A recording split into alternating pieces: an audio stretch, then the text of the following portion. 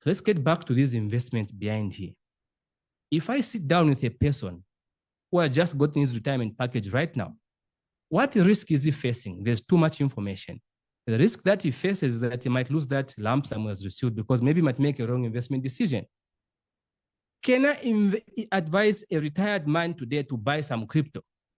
Even though I teach crypto and I'm going to get paid, I will not. Do you know why? Because crypto is a very volatile investment. So while crypto might be a very good investment, it might not be right for somebody who just gotten retired today, because this is the money that they're not going to receive again, perhaps in their life. They must use that money very wisely. So I'm going to tell them, you have $1 million, yes. Okay, fine. Let's put your money, for example, let's buy some bonds for you. Okay, as an example. Today, if you put $1 million in the government bonds, you're going to get about 150, 130,000 somewhere there in coupons. Okay, so that's not so bad for a retired person. But guess what?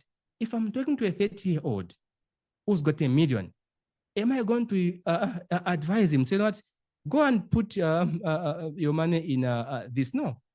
Perhaps I may advise you what you can invest 5 to 15% of your money into crypto because this person is young.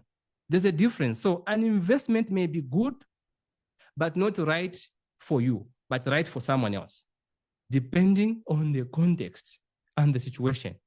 And that dynamic is this. If the only money that you have between you and poverty is 50,000, then you say, okay, fine. What risk am I facing here? You don't want to lose your money.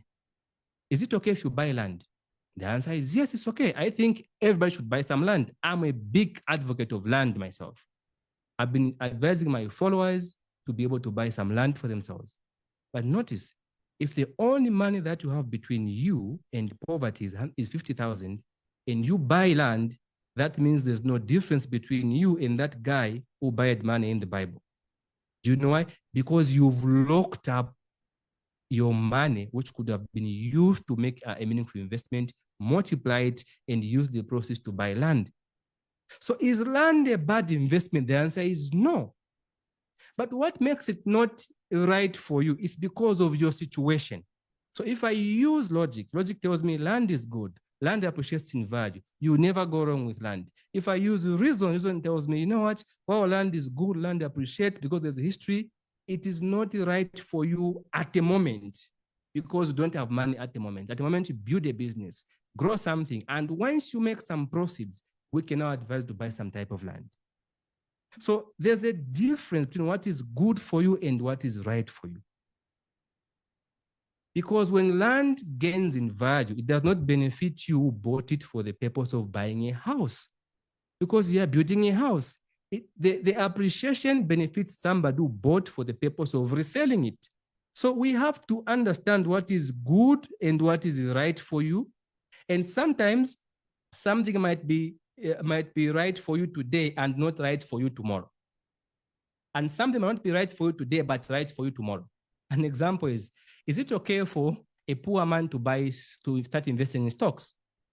Let's say just your salary is 5,000, maybe 2,000, whatever it is. If you get a 5,000 in Zambia, it means you are below the poverty line because the cost of living is about 10,700. So anybody who gets 10,000 going down is considered poor in this country. So if you didn't know that you are poor, now you know. 10,000 means somebody's poor. Now, let's say, can we advise somebody who is getting such an amount to start buying, say, this kind of investments? Are they good? Yes, they are good. If you put money in the stock market for the next 20 years, are you going to make some money? Logic tells us there's a history, there's data, there's evidence, there are facts. Those efforts are going to compound over the long term. But what does reason tell us? So reason tells us that, you know what? Yes, while some investments may do well on the stock market, like we saw, for example, we see they did extremely well. But the question is, what made them do well? Then you realize that the reason tells you we have load shedding in this country, which gives them a upper hand possibly. Now, what happens if load shedding is eliminated? Because the president says he's going to launch another 1,000 megawatts solar plant. Something may change. So don't just act on logic if you're going to manage risk. The reason why people don't manage risk is because they act on logic alone. They ignore reason. And why they ignore reason is because logic makes a lot of mathematical sense. If you buy shares for the next 5 years, or next 10 years, you're going to get some type of dividend.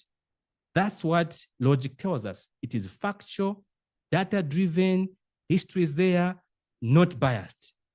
But if you only depend on logic, you may miss out on life-changing opportunities because you're going to trap yourself in lockup where you get your small money, you go and start putting in land, perhaps putting in Bitcoin, putting in bonds, putting in stocks, putting in whatever it is. It's because you've not balanced logic with reason.